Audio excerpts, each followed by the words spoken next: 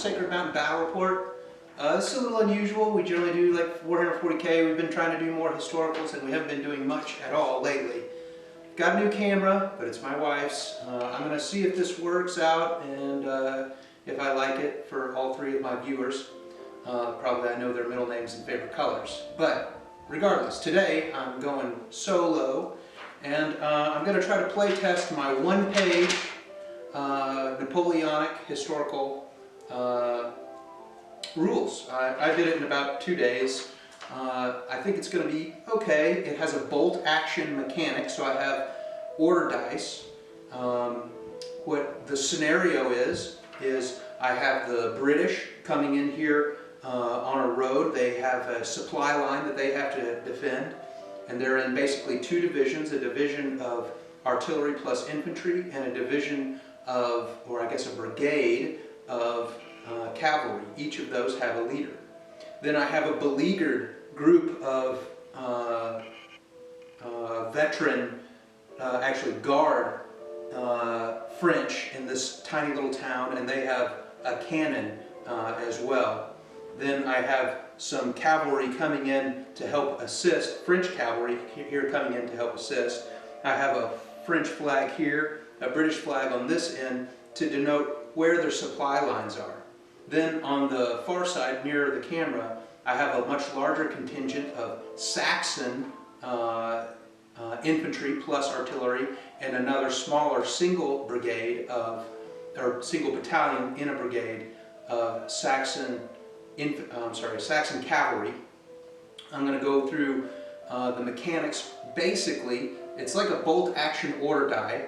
It has, there's 6 sides, and so it has advance, double time, rally, let's see, fire, and reload, which is a little different than bolt action, and reform, so they can go from line to attack, column, march, or square, skirmishers, what have you.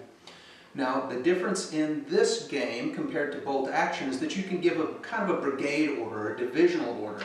If you're within a leadership bubble of your commander, and that's 10 inches, I'm playing 15 millimeter, they can just choose, if their die gets pulled, they can send a single order to the entirety of the division. Now, the division can then move at its fastest advance or double time rate. Changing facings, it has to stay 8 inches away, or 8 inches away from the nearest enemy unit, and they can ignore difficult terrain for those reasons. Once you get down into the nitty-gritty, the terrain gets much more important. Also the formation, because limited movement from a line, trying to keep the lines dressed compared to a march on the road, or compared to a square, which is nearly immobile historically. They can move a little bit, but for this easy game, that's all there is. So I'm going to try to keep it simple. I'm just going to go turn by turn. First, I'll give you a preview of the battlefield. Thanks for tuning in. Okay, everyone. I'm going to try to see if I can get a little bit larger view of the battlefield. There's Indiana. We named the dog Indiana. Anyway, here's the battlefield. It's 8 by 8 feet. See, I've got a little Saxon town right here, a little Saxon farm field. Here's the French cavalry, sans general, because there's no general, because these guys just kind of got left here to garrison this little village.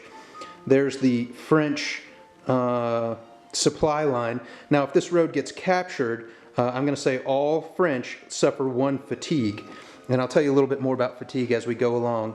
So here's my English or British division. Here's their supply line road. So you've got some squares, some attack columns, lines with some skirmishers out front. There are 2 cannons facing the opposite way, which are now limbered. And then I have the general right here. Then for their second division, or I guess brigade, 2 cavalry in march order. They do have a single horse artillery, which is kind of nice, and they have a general, so they can do that brigade order if they need to. Then, since this is the Saxon territory, the Saxons have 3 different supply lines, and I'm going to say that you have to capture, the British have to capture 2 of these before the Saxons will suffer fatigue, because they're playing on their own country. So this is going to be Germany, but who gives a shit? But that's the way I'm playing it. So here we have a single brigade of Saxons. They have a leader, not necessary for my rules, but I just threw him in there just for the heck of it. And then a smaller group of Saxons, no skirmishers out front, 2 attack columns, 2 squares, and then their general.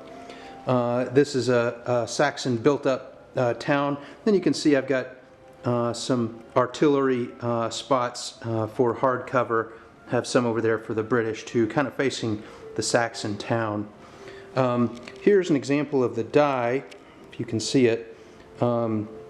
I just had these stickers printed up and these dice from some game manufacturer. It was about $40 to get like 60 dice of 2 different colors. Basically, this is pretty simple rules. Everybody is going to be, well, the British are all going to be veterans. These guys are all, the French are going to all be guard level. And then all the Saxons will be, well, I guess I'm going to make these guys veterans. And then the Saxons will all be, I guess, conscripts. Probably conscripts. I'll get there. Pretty easy. There's only each unit, and this would be 1 unit, and each of those is a little unit. They all have leadership, fatigue. Generally, it's the number of bases that are present, and there's only 3 types: infantry, cavalry, artillery. And the movement is 4 inches, 12 inches. Of course, 12 inches for the artillery, and then 2 inches for the artillery if it's unlimbered. All right, it's going to be really simple rules. There's no grenadiers or any special units or anything like that. So we'll get going and see what you think. All right, see you in a bit. Okay, just for illustration purposes, my first die I pulled was a black die, and I gave a divisional order to the British main column.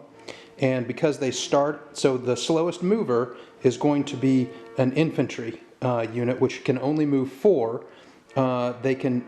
Infantry can move 8 if given a double time, but they can only move straight forward. And there's some, how much you can turn is also for advance, but double time you cannot turn, you cannot change formation. Now, when they're given a divisional order, the entire division can move forward, and you just pull the number of dice for the whole division, but it has to stay out of engagement range for an enemy. Now, I'm well out of engagement range, but I kind of wanted to stop right here so I could maybe take advantage of these with my artillerists and unlimbering. Now, obviously, when the French get pulled, I'm going to be staring at the teeth of this cannon, which can actually, the range on the cannon, so I try to do pretty good ranges, accurate ranges for the length, and there's going to be, it's an 8-inch rifle range, small arms range, musket range. I don't have rifles yet in the rules, but a 96 artillery range. So an artillery can really shoot across the table to really try to actually reflect what the actual artillery range. So I just pulled 1 die and gave this a divisional order of double time. It was able to move up 16 inches because it started and stopped along a road, and it's able to ignore broken terrain, which these 2 are. Okay, so we'll come back and I'll finish up turn 1 movement. Okay, for my next draw, I drew a blue die, which is the French and Saxon allies. I gave the cavalry an advance order. They were in march order, so they were able to move 1 times their limit, which is 12 inches. But since they started and stopped along a road, they're still in march order, but they were able to move 24. So they're kind of coming around through the town. My next draw I went ahead and did, and I gave the cannon a fire order. Now, the fire order allows you to fire without having to reload or having an unloaded token the next round. You'll see that a little later. Because they're within half range of all their targets here. We're going to be firing at artillery, limbered artillery. They needed a 4-up. Oh, I'm sorry. They were going to fire at artillery. Let's see if there's a modifier here. Line skirmishers. Yeah, so there's no modifier for firing at artillery. They rolled a 5, and they don't get an unloaded token. So they put a fatigue point on artillery. And I'll denote that, and then I'll draw again. Okay, so here's the end of turn 2. This is a big table, and my movements are pretty small. So that's something I've realized. Also, I realized that I'm probably going to have to give artillery more than 1 wound each. So I'll probably give them maybe 2 or 3, maybe even 4 wounds. We'll see, probably 4. But anyway, we'll get there. So the cavalry here did a divisional order, and they did a double time. So they were here. They were able to move up 24 inches because they were able to ignore this broken terrain. So they all have double time orders right now. The artillery is still limbered. All I had left were Saxon order die. So they each got a separate order, and the cannons separated. They double timed, and they were able to move up a little further, and then the other Saxons just moved up and had to keep their, they got a divisional order, and they had to keep their divisional formation. Then I realized that the table is awfully big, and my Saxon cavalry they just reformed into march order. Okay, so now we're going into turn 2. I want to mention one other little mechanic that I have in the game. There's Gunsmoke, and Gunsmoke will count as soft cover when you're firing into it. Gunsmoke clears at the beginning of the game turn. Although he had Gunsmoke for his opening salvo against the artillery, it'll now clear, and he'll be an open shot. Okay, and I talked about fire already. Advance, we'll get into that in just a bit. All right, here we go. Okay, so end of turn 2, we have the British here got another divisional order to double time it up, and they just stopped just outside of engagement range of 8 inches from the skirmisher to these garrisoned houses on the outskirts of town. They're out of small arms range, every one. But the cannon was able to fire and missed into this still limbered cannon that has 1 fatigue taken off of it again.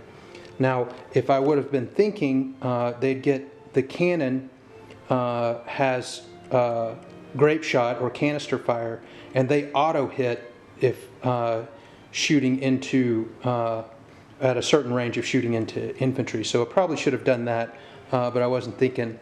The British cavalry came up and seized one of the supply lines of the Saxons. The Saxons are a little worried. They broke out of their divisional formation and it looks like they're garrisoning this town here. We've got this church garrisoned, or this cathedral garrisoned. We have this chateau garrisoned. And we have 1 gun still limbered deployed in the bunker there, 1 gun still limbered here, and everybody else moved up. So rule changes on the fly. Artillery have 4 fatigue points, so that 1 artillery piece over there has 1 fatigue down. And if you're outside of engagement range, I said you can ignore formation and terrain, broken terrain. So when you're giving individual orders, you can move full movement since you're not really in the heat of battle yet. But anyway, these guys are looking a little scared. We've got 1 square over here. This attack column's hanging out a little scared. That'll probably need to form square pretty soon, as must this one. This Saxon cavalry double timed from way over here, and they stayed along the road. They're still in march column. They moved up. the French cavalry double time through the town and stopped right there so they can start to maybe attack some skirmishers over here. These guys are still in march column, their cannon's still limbered, so they're going to have to reform next turn. All right, that's it. Now on to turn 3. Okay, here's a quick recap of turn 3. These guys, the British, got a divisional order to reform. They were a little scared because they got their orders first, and there was cavalry lining up over here. So these guys all formed square. We got this ready to maybe move in double time for a charge. The cannon, artillery are unlimbered. These guys formed an attack column so they can start dislodging these French here. The French cannon this time did a canister shot, didn't have to roll to hit, automatically did 1 fatigue point to this advancing column. The French faked out the British over here. They saw that they didn't have time to get into these squares or to attack before they had formed square.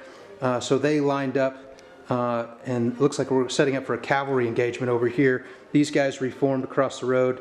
The Saxon guard cavalry reformed along the road, and the backfield is just going to try to be protected by these squares over here. These Saxons are getting a little scared of these cannon, and we've got one line here. We're still garrisoning these guys. This guy still needs to fire. He'll do 1 fatigue because he may be within 12 inches. I'll do that in a second and place the gun smoke there. If not, he'll just fire with a bonus into the cavalry because cavalry units are quite big and easy to hit. And we'll move on to turn 4. Oh yeah, and recall that the British have now captured one of the supply lines of the Saxons. They capture the other one. The entire Saxon army gets 1 fatigue point, so that's not good for them. All right, here we go. Turn 4. Okay, I think I'm on turn 4 here. End of turn 4. This was pretty complex movement. We did some double time to move these squares up, some double time just to stay just out of engagement range here. So they're at 8 inches, just outside of small arms fire. Had some double times of my 2 attack columns moving up. This column just advanced, and I think they're just outside of 8 inches as well. I had a double time attack column moving into the cannon. It took another shot from the cannon. It's at 3 to pass an order test next time because it's at 50% fatigue, or it'll have to pass a leadership because it's at 50% fatigue, or it won't.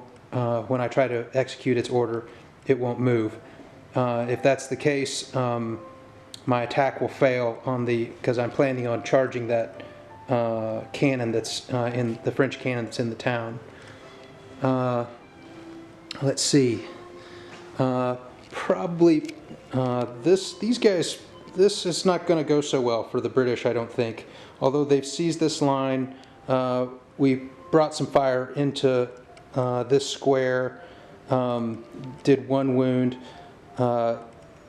This crew fired into here because there's 2 bases, 2d6, did 2 wounds to this cavalry unit.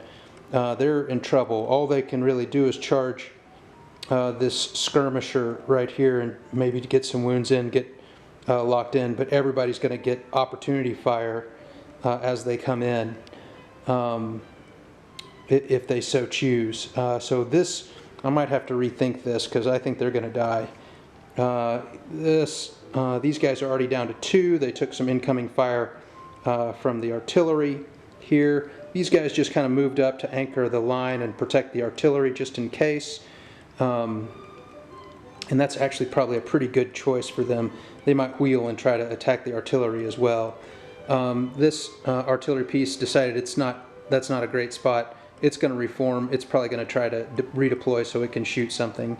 The French guard hussars have pretty much committed to taking out this annoyance force of the British, and I don't think they are long for this world.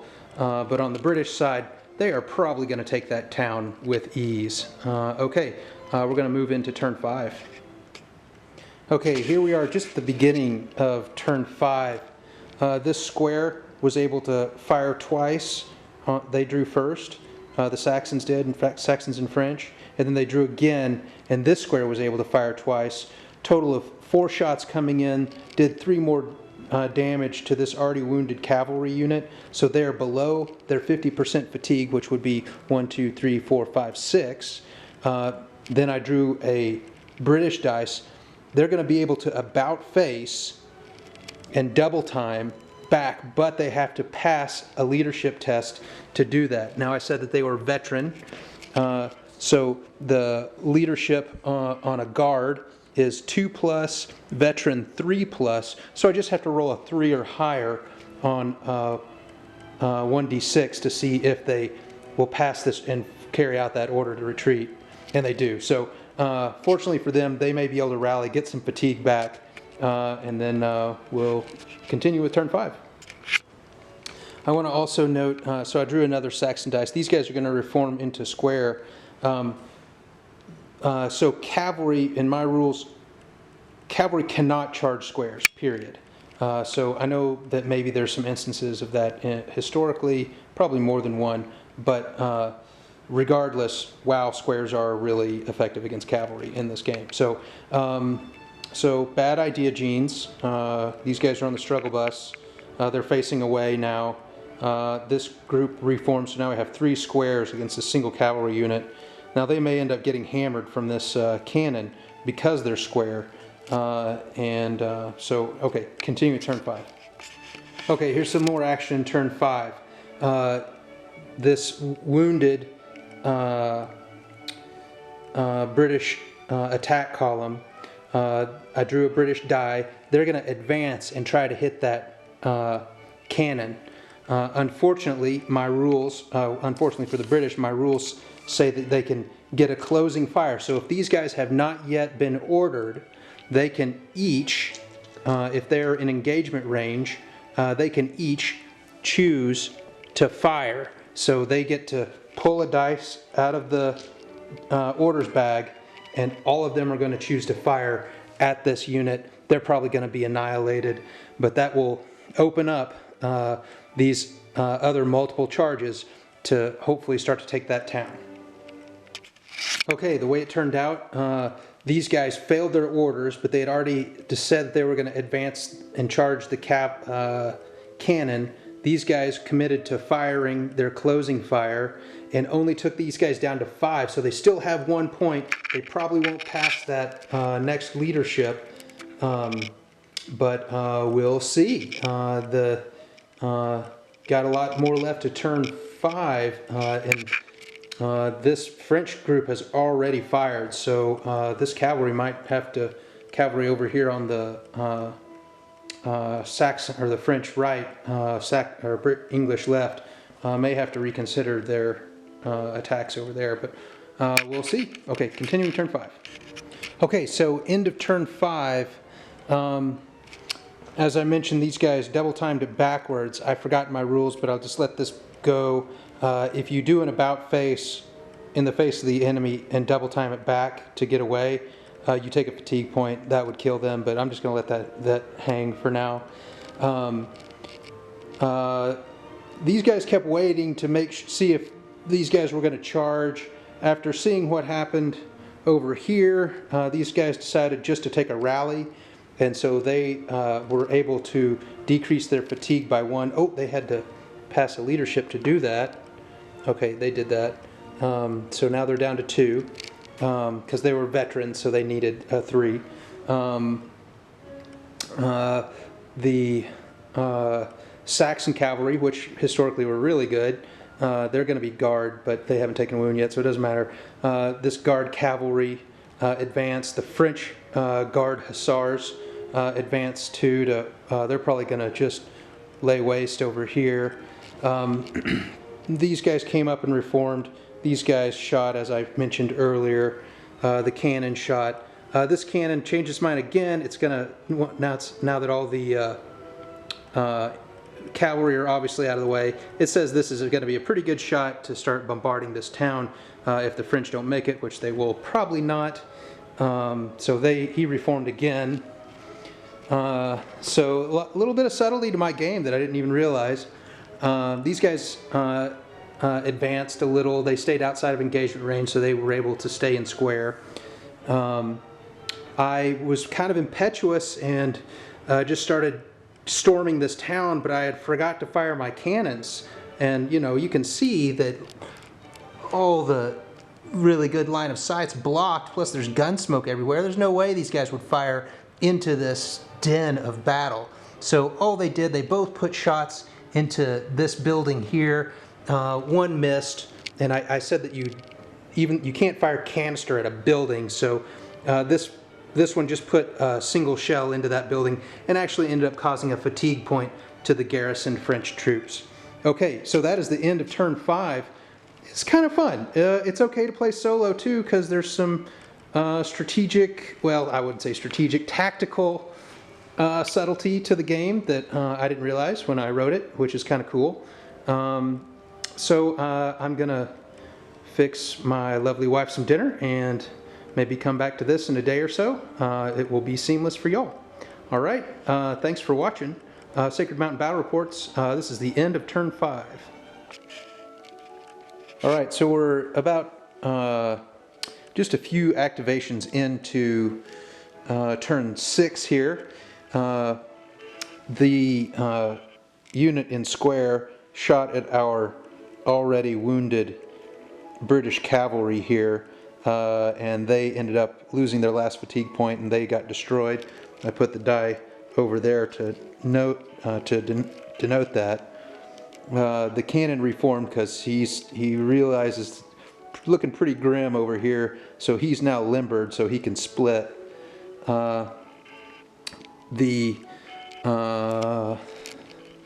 These guys reformed into attack column, and I realize I'm going to add another rule to this play test. I'm going to add save paqui, which means save yourselves, so you can voluntarily disband a unit, because I realized, man, these guys are blocking the frontal assault on the township here, so that's going to be something they'll be able to do. But what I wanted to start the video for is because finally getting to our first melee here. So these guys got an advance order. They were over here, wheeled and advanced in with their 12-inch move into the French cavalry there.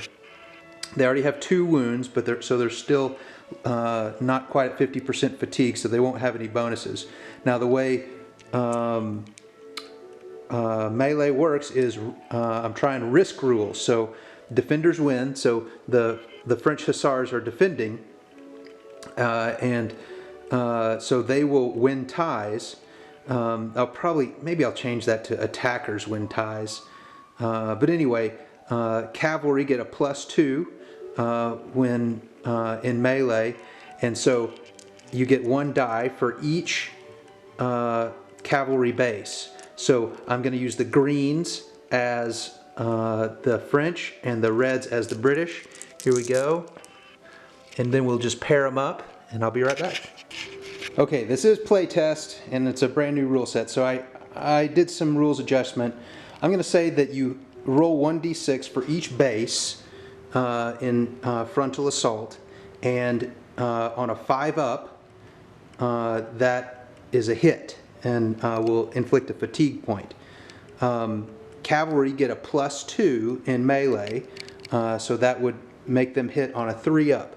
And so the reds, this means that the French inflicted 4 wounds on the British and would thus destroy that, but the British also inflicted 3 wounds on the French.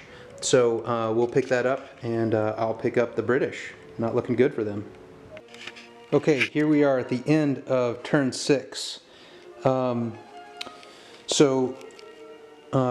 This crew ended up advancing on, or this battalion ended up advancing on the artillery. There was 1 round of combat fought. the infantry, although did not do any damage because it's an artillery piece. The artillery was able to fight back. I think actually did one fatigue point of damage to the British, and but the artillery piece is gone because they just can't. You can't have an artillery battery getting stormed by a battalion of infantry and expect them to fight. So they are gone, and they had to pass a leadership test actually to do closing fire on them because they were at half fatigue, but they passed. Let's see, in this melee over here, so guard infantry in versus line infantry, wow, pretty impressively strong. The French got 1 fatigue dealt to them, the British 2 more fatigue because of closing fire. These guys had some fatigue inflicted upon them due to, it was the artillery piece fired on them as well as these guys for closing fire. Everybody else pretty much advanced. This group that was in line and skirmish formation, they reformed. My cannons advanced and fired, and you'll see these 2 little tokens next to them. That means that they are now unloaded, and so that's the reason for that, the whole reason for that reload order.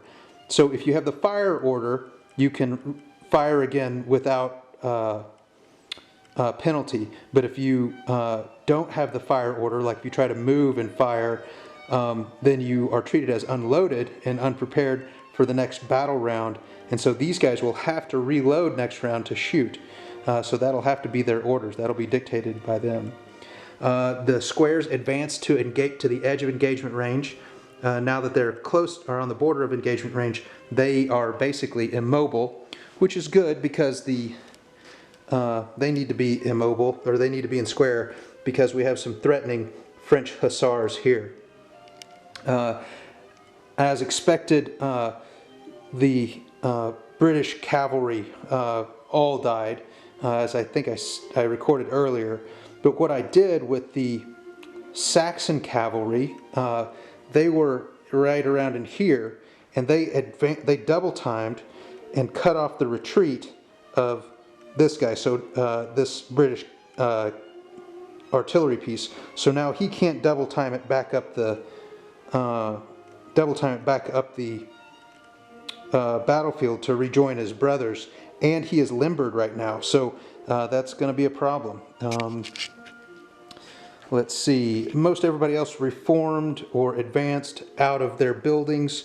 The square that was here is the Saxon square. They advanced and ended up garrisoning, or double timed and ended up garrisoning this building. That's about it for the cool stuff. We are heading into turn 7, and it's not looking good for the British. The Saxons are about to retake their 3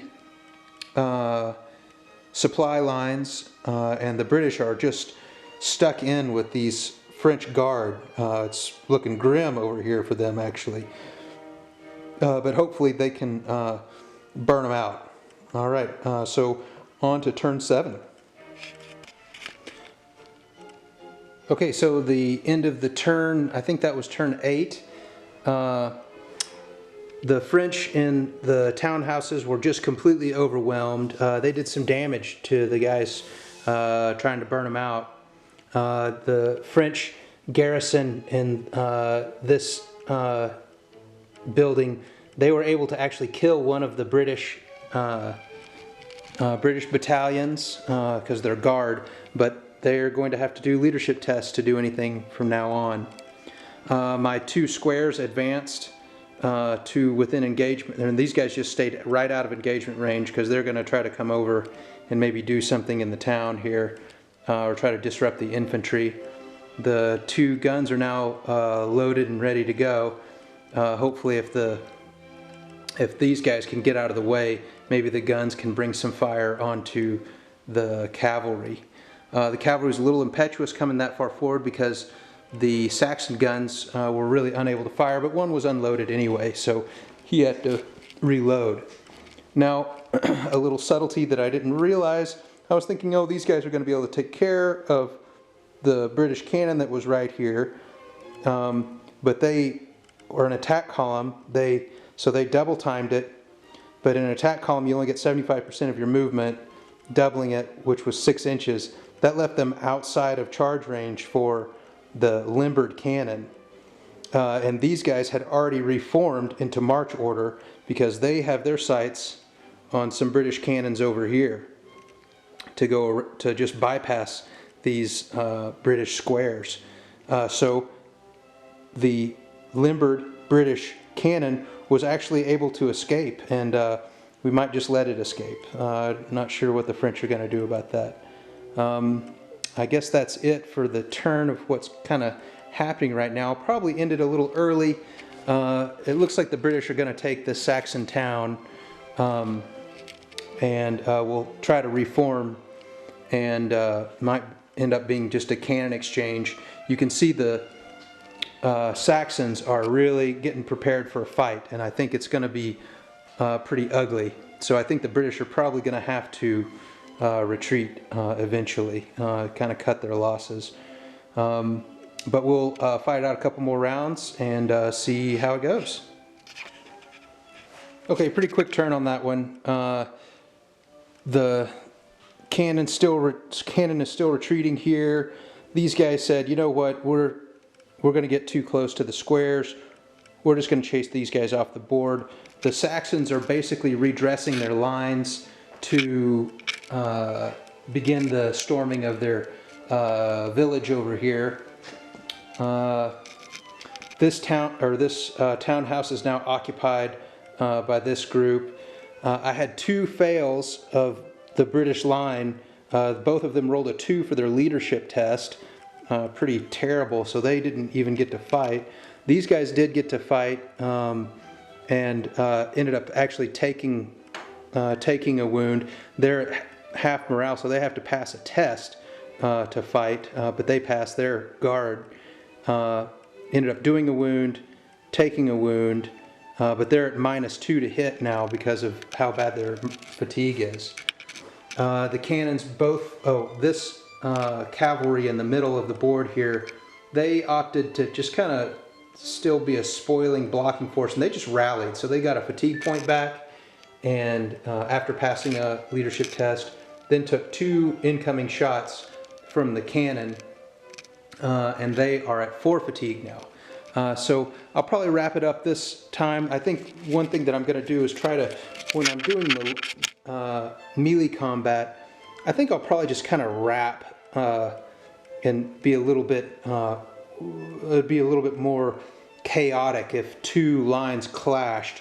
But they'd kind of become roughly, like these guys wouldn't stay in attack formation. They would end up surrounding the house, and then they would get some flank attacks and, you know, frontal attacks too, some bonuses. So I think that probably needs to change in the rules too. But we'll do one more turn and then recap. All right, so this is basically how it ended.